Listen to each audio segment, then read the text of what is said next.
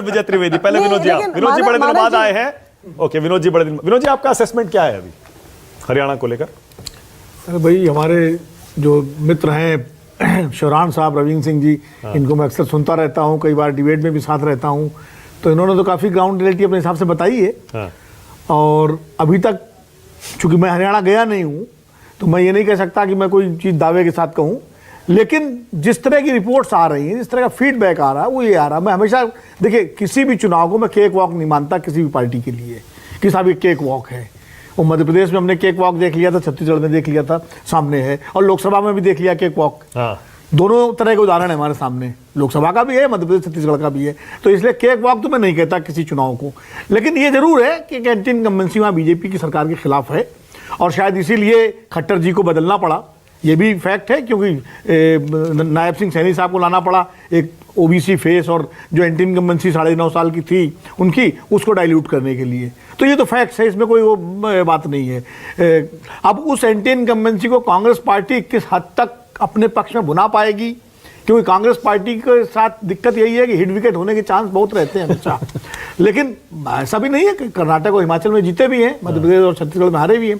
तो दोनों तरह की चीज़ें हैं। बीजेपी के बारे में जरूर मैं कहता हूं कि वो आखिरी बॉल तक बैटिंग करती है, जो कि हर चुनाव में करती है, नतीजा जो भी हो।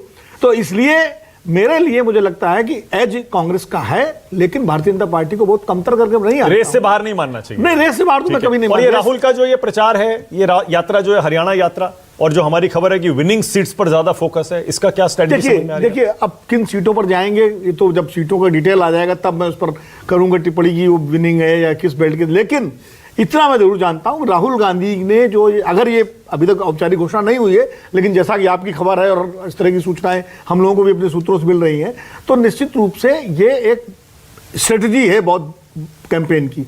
आप देखिए, मोदी जी जो है हमेशा रोड शो करते रहे हैं। विधानसभा चुनाव राजस्थान में रोड शो किया उन्होंने कर्नाटक में रोड शो किया, उन्होंने लोकसभा चुनाव में रोड शो किए, हर जगह छत्तीसगढ़ में। इस बार वो रोड शो नहीं कर रहे हैं, अभी तक तो कोई खबर आई नहीं रोड शो की। ये राहुल जी एक तरह से रोड शो कर रहे हैं, ये 3 दिन का 4 दिन का।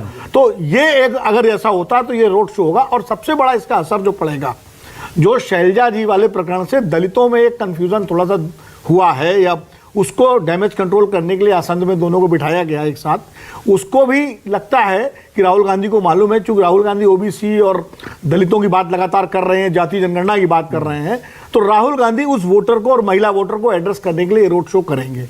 इस तरह के आयोजनों का असर तो पड़ता है। अच्छा, अब कितना पड़ेगा ये तो चुनाव के नतीजों से पता लगेगा, लेकिन निश्चित रूप से कैंपेन की एक अच्छी स्ट्रेटजी है उनकी। Okay, all right.